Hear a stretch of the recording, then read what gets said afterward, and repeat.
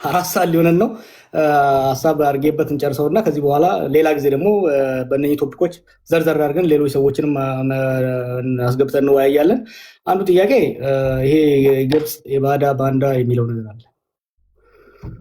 የኦሮሞ ተረት አለ ኢፊ ደደበኔ ረቢን ሰበኸኒ፣ ለራስህ ተዳክመህ ፈጣሪን ሰበብ ማድረግ አይሆንም። ወይም ደግሞ በረትህን ክፍት አድርገህ ጅብ መጥቶ በጎችን ሲበላ ጅቡን ብሌም ማድረግ አትችልም።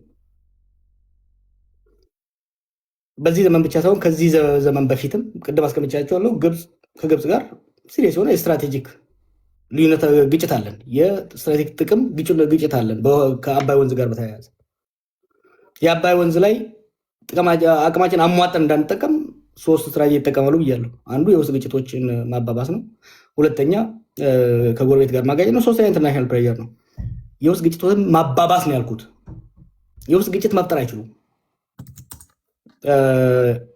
የኤርትራን እንዴት እንደሄደ ብታየው ፌዴሬሽኑ ሲፈርስ በንጉሱ ጊዜ ከዛ በኋላ ነው ፌዴሬሽኑ ሲፈርስ እና የፖለቲካ መድረኩ ሲዘጋ ወደ አመፅ ሄደ። ወደ አመፅ ሲኬድ በራችንን ከፈትን ማለት ነው ለግብጾች።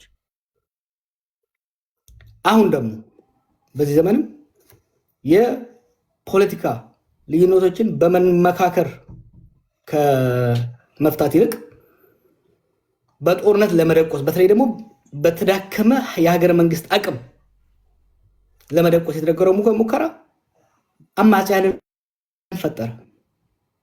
በራችንን መልሶ በሰፊው ከንጉሱ ዘመንም ከደርግ ዘመንም በበለጠ በሰፊው አንድ በር ብቻ አይደለም ብዙ ቀዳዳዎችን በሰሜን በደቡብ በምዕራብ ከፈተብን። እንዴ ምን አርጉ ነው የምትሏቸው ግብጾቹ?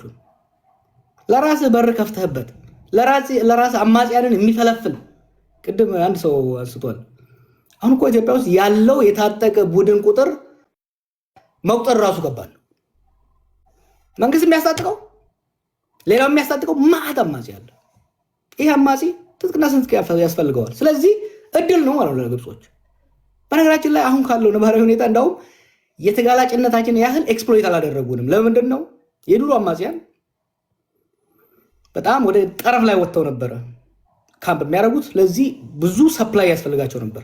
አሁን ግን ለምሳሌ ፋኖ ኦላም አብዛኛው ካምፓቸው ጦርነቱም የተካሄደ ያለው ድንበር ላይ ሳይሆን መሀል ሀገሩ ላይ በመሆኑ ብዙ ድንበር መካከል ላይ ስላላቸው የዛን ያህል ቶታሊ ዲፔንደንት አይደሉም በውጭ ኃይሎች ላይ። ስለዚህ ይሄ ግብፅ እያልን የምናደርገው ነገር የገዢ ስልጣን ላይ ያለውን ቡድን ፕሮፓጋንዳ ለጊዜው ሊሰራ ይችል ይሆናል።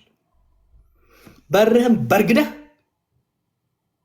በጎችህን ጅብ ሲበላ በርህን ከመዝጋት ይልቅ ከማረጋጋት ይልቅ በርህን በርግደህ ግጭት የምትፈጥር ከሆነ ይሄ አደጋ ያለው አካሄድ ነው። ለዚህ ላይ ፎከስ ማድረግ በጣም አስፈላጊ ነው። የአንደኛው ወንድሜ ዘራፊዎችና አልክ ለምትለው ባለፉት 8 ዓመታት እኮ የዩኤን ዳታም የወርልድ ባንክ ዳታም የራሳችንን ተሞክሮ የሚያሳየው ምንድን ነው? በጣም